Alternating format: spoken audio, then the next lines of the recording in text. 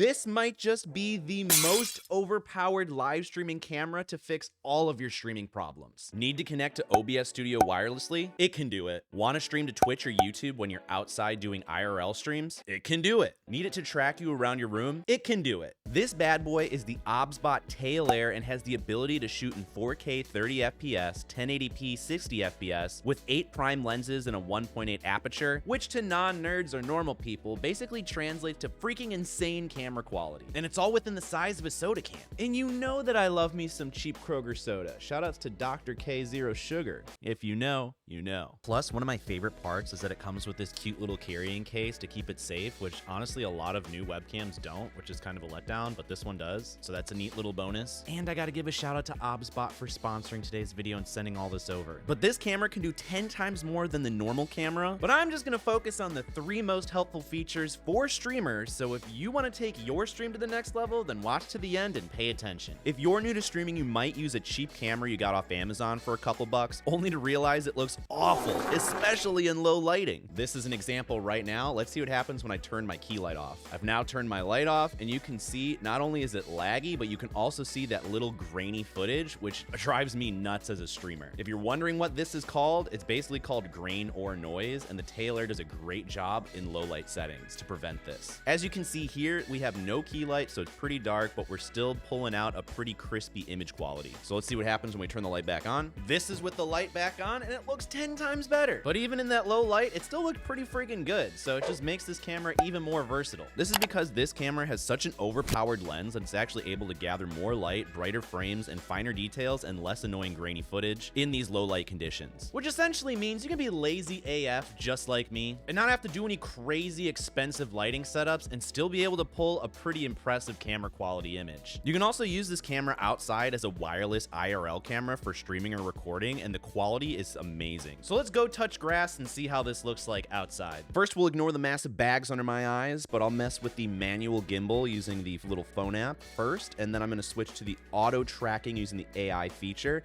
And holy smokes, look at how smooth as butter this is for tracking, as well as that image quality. That's insane. The second most helpful feature for streamers specifically is that you don't need to waste money hiring someone to follow you around your room or begging your mom to follow you, because this is a PTZ camera, which stands for pan, tilt, and zoom, and has AI auto tracking, which means that this can follow you as you move around seamlessly without the need of the third party or complicated setup. There are other cameras that do this, like the Tiny 2 Lite or the Insta360 Link 2. However, I found that the tracking on the OBSBOT Tail Air is to be the smoothest and the most seamless when tracking me around during my streams, especially using the gesture control, and it also works for all those tricky angles that you might need to record or stream in when you're showing your audience things. Though don't tilt it too low, otherwise you might need to switch to another more adult platform if you catch my drift. You can also connect to OBS wirelessly, so you don't need to contribute to that already thick rat's nest behind your computer. Plus, if you got a micro SD card like this poor thing right here, this really went through the ringer, but it does a good job. You can also record internally on the camera as well, which means that you could totally use this as your main streaming camera for all your streams, and then take it on the go with you and use it as a vlogging or B-roll camera when you're not streaming. So it really works as a double-edged sword. And number 3, this is a perfect solution for those streamers and content creators that want a multi-cam live streaming setup, because you can control up to 3 different Tail Airs at the exact same time. Plus, it's very versatile in its compatibility because you can use HDMI, USB-C, Ethernet, or Wi-Fi.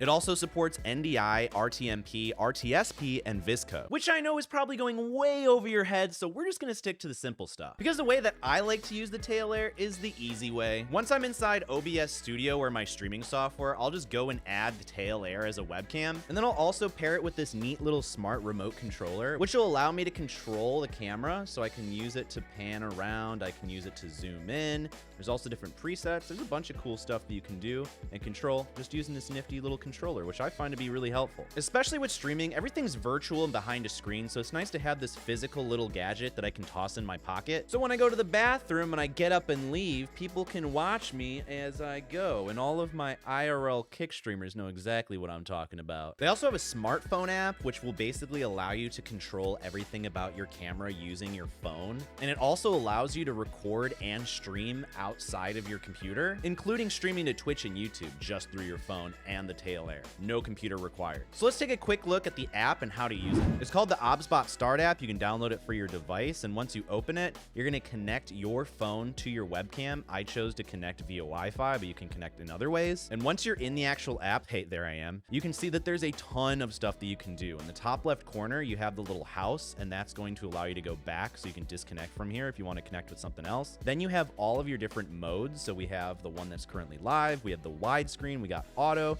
and we have one that specifically tracks your face. These will just give you different modes that you can easily switch between. The one below that, this is where you're going to be able to change your brightness, you're going to be able to change your ISO, shutter speed, all that good stuff within the app. And all you got to do is simply just turn the dial and you can make it look as pretty as you want. And below that, you have even more settings like HDR and a bunch of different customizations that you can make, which probably goes a little over your head, so I'm not going to touch on it. You can also access the album underneath, being able to access your recordings and other things like that. Right now, we're in a certain mode, which I'll show you how to turn off in just a second, so we'll go back to that later. But below that, we got different options. So like you can change your preset mode, you can create modes, you can have it mirror, you can do so many different things, you can name your different modes, and this just makes it easy so you can switch between different modes on the fly, so that way you don't have to keep messing around with stuff. You can mess with the gesture controls, so you have the hand, you got the OK sign, you got the zoom, which is the L loser sign, you got dynamic zoom as well, so we're going to test a couple of these out. As you can see, holding up an L and then moving up is going to zoom it in with that little screen preview in the top right corner that I'm dragging obnoxiously across the screen. You can also zoom it back out, doing the exact opposite. You can also hold up your palm to be able to automatically track you, as you can see pictured here. The tracking speed can actually be adjusted as well, so I'll show you that in just a moment. You can also use the built-in microphone for the Tail Air if you want to. They also have a ton of different modes and settings that you can feel free to adjust, and there's the live broadcast settings, which we'll touch on in just a moment as well. So you can feel free to customize the preset how you would like. They also have a bunch of different settings on the bottom as well, like the tracking speed, so if you want it to go faster or slower, you can feel free to adjust that there. You can adjust your face framing by pulling these lines up and down, left and right, to adjust your frame tracking on your face. You can also use the gimbal, so you can easily move and pan, tilt, and zoom. You can also create targets as well if you want to make it more specific. And you can also turn off that setting, which is the UVC mode, is how we're using it as a webcam inside OBS. That is the UVC mode right there. You'll need that on. So we turn that off, and you can now see that we can access the albums of all videos, photos, and favorites. But if you want to use this to stream to Twitch or YouTube, you'll actually go into the bottom left, click the three dots, and then go to the live broadcast settings. And then you're going to select which is your default streaming method. So I'm going to pick mine as Twitch. And then when you're ready, you're going to get out of there and press the live red button in the bottom right corner. And you'll see that you can either record to the SD card if you have one in there, but also you can choose your streaming destination. So you can use RTMP for custom destinations.